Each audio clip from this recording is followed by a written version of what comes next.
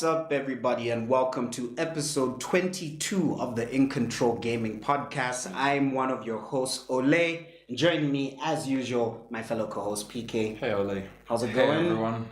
Going good. Going through after the dust has settled after E3, so... It's been a month since E3. Quite a few things to discuss. Yeah. How do you find E3? We didn't do full-on live reactions to everything on the channel. Yeah, but that was like, different. How do you find E3 2019 overall? I thought it was okay. Had love, had a bit of hate here and there, but I thought it was a good conference. Yeah, I thought it was. I thought most of the conferences were pretty average to mediocre, with a few highlights sprinkled in here and there. We're gonna get to that.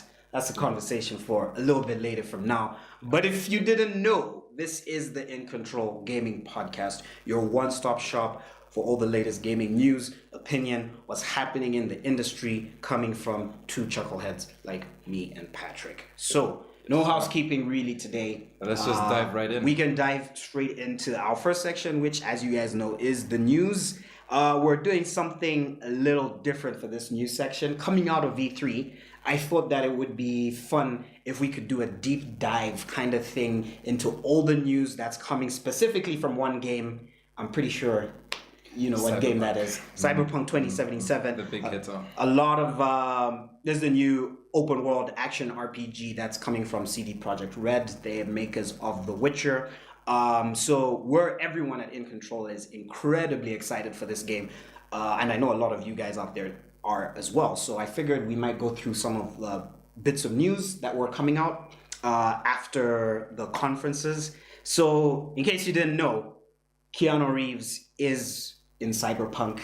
Yeah, he is a major character in the game. He was announced at Microsoft's press conference to be Johnny Silverhand, who is a major character in the original pen and paper RPG Cyberpunk 2020. He's going to appear to V as a digital ghost on a chip that's inside V's head. It's implanted. Yeah. How did you feel about Keanu being in Cyberpunk? Like that was a megaton. That was crazy. Where Keanu Reeves' career is right now is just he's at the top of the world. Yeah, I agree. And for him to be involved in a game of this magnitude, it's a big game. It's a AAA game, and I think it's amazing that he's in there. Yeah. It's nice to know that his voice, it doesn't necessarily always require him to have his face on the screen, but at least if you hear his voice and it's some sort of implanted image, or that just he appears kind of holographic, like holographic ghost, where he's like kind of phasing in and out and stuff like that, but he is with you for a large chunk of the game. Tying into Keanu being in, CD Projekt did confirm that he has the second most spoken dialogue in the entire game. They said specifically he's the number 2 character in terms of lines of spoken text across the entire game. You will see a lot of Keanu and hear even more of Keanu. So this isn't just a little celebrity cameo kind of thing. He's in there. He's an integral pillar to this game. So that's pretty amazing. And who doesn't want to hear Keanu Reeves' voice while you're playing a video game? I mean, it just fits in. He fits in with the world of Cyberpunk as well, with his work in the Matrix and everything. I mean, it's just a beautiful coming together. Another big piece of news we got coming out of E3 about Cyberpunk was that the game can be completed entirely non-lethally. So you do not have to ever fire a gun in this game. You can play it as a complete pacifist using your tools like your hacking, especially, I would imagine. One of the quest designers said, you do play as a mercenary, so there are not non-violent situations to all problems. It's not possible to go through the game non-violently. Your job is wait, hold on. This is am I reading this quote wrong? You do play as a mercenary, so there are not non-violent solutions to all problems. Okay, yeah. So, we can actually beat the game from start to finish. I think maybe apart from without killing anyone. Without technically killing anyone, which is pretty cool. I know a lot of people do non-lethal runs. I like that idea, and I don't think I've ever gone through any game where it's completely non-lethal. But I like the idea of selecting when to kill someone and when not to kill someone. Yeah. Especially in situations where you're just taking out guards and you just have to sneak by, or you can use your hacking system. Well, they're gonna have a hacking system to get through certain areas. I like the idea of only using guns when it's necessary. Yeah. And I think it ties in maybe with certain narratives. Like there might be certain gangs in Night City that you're more like sympathetic to because of their whole story. So when you're trying to take on gangs that you're sympathetic to, you could kind of go non-lethally. Whereas some other gangs that you just completely despise, you rain hell on them. Of course. And use that huge shotgun. Another piece of news that we learned is there are 3 life path options. So these are the options that you're going to pick when you're creating your character at the start of the game. These life path options are nomad, a corporate agent, or a street kid, and this will impact how and where the game begins. So for example, nomads, if you choose that life path, will start in the Badlands outside Night City, which is basically Mad Max cybernetic in the future, kind of desert area outside Night City. And how people react to you will be very different depending on what life path you choose, as well as your dialogue options in certain scenarios. So I think one of the examples that I saw from the demo was they chose the path of street kid, so they had certain options available to them when interacting with the guy who's trying to remember his name. I haven't seen the demo, so it's like old text that I'm having to remember. Basically, there's a guy you're not sure about him, but he's trying to help you do something. And you have to interact. Yeah, you have to interact with him, and there's like certain bits of more information that you can get when you're talking to him because you have that street kid background and you understand gang life. You know what I mean? So that's pretty cool as well. Next piece of news about this that I thought was cool is this game will have a fluid class system, so there's no strict classes that you're trapped in. I love the idea. I love that idea that even the open world first person games are giving you an option of just selecting your style of play. Exactly. I think we've reached a good place in gaming now where we are allowed to just select the type of weapons we want to use, the play style. Do we want to kill people? Do you want to drive? Do you want to walk? It just the options make it and I think more enjoyable. I think that's what CDPR were trying to show at this behind closed doors demo is like this is a proper RPG. Like you are going to be completely free to play this game how you want. So there are no character classes in Cyberpunk. I'm quoting from Tech Raptor here, but the core of your character is based around your attributes. Those are body, intelligence, reflex, tech, and cool. These affect a ton of things in Cyberpunk 2077, from your ability to do certain things around the world, like hack or bust down a door, to the various dialogue choices you may have at a given time. So even if you're, pump attributes into tech, maybe when you're in a certain hacking dialogue situation, you'll have an advantage. So that sounds really good. It sounds very complicated though. I wonder. Anyway, it has taken a long time to make this game. Been waiting since like 2013. The systems that they're talking about don't seem overly complex, but they're just necessary and appreciated, I think. And on top of that, we'll be able to assign perks to melee weapons like the katana and your guns as well. So you'll be able to put perks into that. And the more proficient you become at using certain weapons, the animations are also going to change, which is absolutely crazy to think about. Katana in first person, that's going to be... It's going to be so good. Yeah. So good. We saw the space for the katana in V's apartment in last year's demo. That's kind of like some of the big news coming out. Just to finish off, the private demo that was at E3 will be released in early August during PAX West, I believe. So that will be made available on YouTube for everyone to see. Kind of similar situation to last year's demo. And of course, most important, guys, we have a release date. You can book your time off, take your time off school, schedule that vacation time. Stop work if you have to. Stop work, quit your job. Who cares? It's Cyberpunk time. April 16th, 2020 is when the game is coming out. So, pretty soon. Not too far away. Less than a year. I think that's what... Was that 8 months maybe? About. So, it's going to be here before we know it. That's kind of the Cyberpunk info dump that I'm super hyped about that game. I think it's gonna be great. I think it's gonna be something really, really, really special. So that's wrapping it up for Cyberpunk. Let's go on to one of our favorite companies here, EA.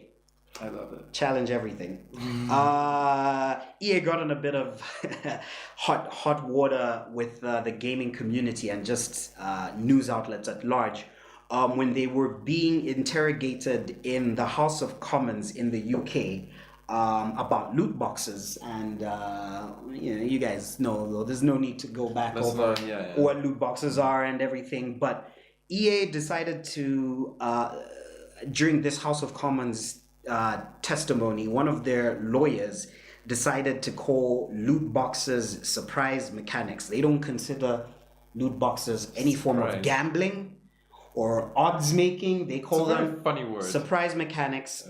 They said, she said it was, her name was Miss Hopkins. And you do a search for surprise toys. What you'll find is that this is something people enjoy. They enjoy surprises. And so it's something that's been part of toys for years, whether it's Kinder Eggs or Hatchimals or LOL Surprise. We do think the way that we have implemented these kind of mechanics, and FIFA, of course, is our big one, our FIFA Ultimate Team and our packs, is actually quite ethical and quite fun, enjoyable to people.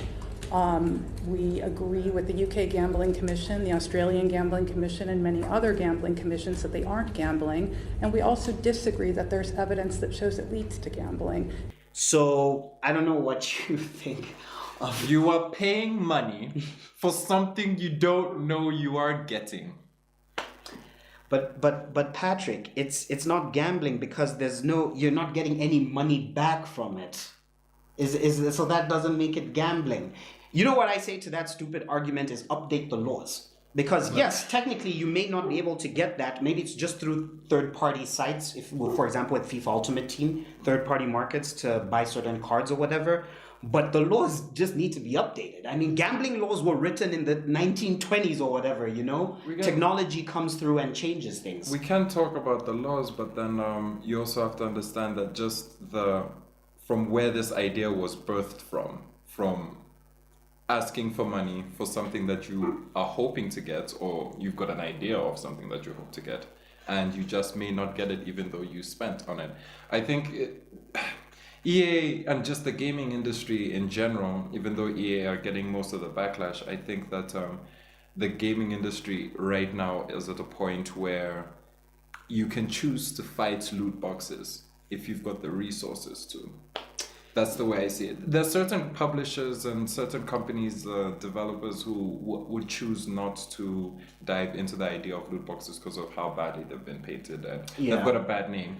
But when you're EA and you're still implementing these systems into your product, that means you're willing to fight it, right? Yeah. You're willing to keep going with the flow and hoping that at some point... I think it's because of FIFA Ultimate Team. That's the main reason that they just have to hunker down on it. That FIFA Ultimate Team is bringing in, I think it was in 2016 or 2017, $800 million alone on FIFA Ultimate Team. So I think that's the baseline of this argument, is keeping that cash cow They'll running. fight it to the end because it is a large source of revenue as of now. And that's how other people are getting into it. They're dipping their toes into it. I mean, Ubisoft doesn't really throw it in your face all the time, and look, it's where we are. Quite fun and ethical. Thanks a lot, EA.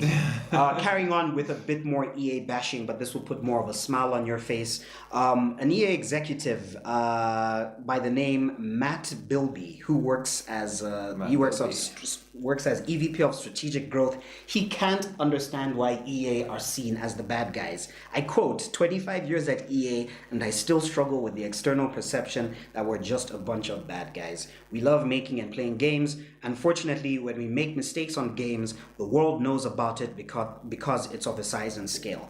I think this is one of the most aloof... It's horse shit. Yeah, thank you. It's horse shit. You know why? Because I don't think that EA became that big hiring dumb people. I think that everybody who's in the room when they're deciding, when they're making these very important decisions, I think everybody knows the risks and everybody knows the rewards and the cash that's going to come in. Don't tell me you don't know what you're doing, please. Yeah, that we're not idiots. Yeah, like I said, that gets a major womp womp for me. You know what I mean? Like, yeah. Okay, enough of EA. On a happier note and interesting note, Nintendo Switch Lite has been revealed. This is going to be the handheld-only version of the Nintendo Switch, which actually has no docking options, so you won't be able to put it in the dock and play on your TV. The controllers are fixed on the side. It's got no HD rumble as you'd expect, but it has an actual D-pad, which is cool, and it will have a longer battery life than the current Switch model. And it comes in 3 colors, which is yellow, gray, and turquoise, and it's $200, which is $100 cheaper than the regular Switch, coming out on September 20th. So if you don't have a Nintendo Switch and you've been interested in getting one, now's probably a decent time to jump in considering the price. Probably around Christmas there'll be bundles thrown in as well for the Switch Lite. If you just want a handheld only Switch, I think this is something interesting Nintendo for you. are going to dance. Yeah, they're during the holiday period. Yeah, they're swimming in money. Every kid is gonna want one of these, so yeah. And on top of that, the regular Switch is actually being updated with a more efficient CPU. So, and it was also most importantly going to have a better battery life. I think battery life is going to extend to 1 sec, just so I think I'm gonna 4.5 to 9 hours. Yeah. If you're playing Zelda, Dependent it's on the probably game. only 4.5 hours. Zelda, if it's only They Zelda. reckon by their estimates 5.5. 5.5 hours. Realistically, 5. Yeah, because I think on my Switch, when I was playing Zelda, I could get 3 hours until 0 battery, or 3.5 hours. Yeah. So if you want the regular Switch, which can dock and everything, then keep your eyes out. You probably want to get this Switch with a better battery life instead of the previous generation of Switch. And kind of just to finish us off, we got a trailer, not really gaming related, but we got a trailer for The Witcher TV series coming to Netflix later this year. Geralt is being played by Henry Cavill. The series is based more on the books, rather than the games. So like in the trailer you see Geralt with one sword, which blew my mind because I was screaming, this doesn't make sense. You know what I mean? But apparently in the books he has different swords for different situations. Yeah. I think it looks good. It looks like a very good trailer. Yeah. I'm gonna watch it completely objectively. I'm not gonna associate it with the books completely because I know it's motion picture and things change. Things must be gutted. So I thought the production value in the trailer as well looks really good. Yeah, it looks high budget. Looks very good. Yeah, it looks all right. So yeah, get excited for that. Hopefully it turns out to be good. But apart from that, I think we are done for the news, guys. Thanks so much for tuning into this section. Leave your angry EA comments below.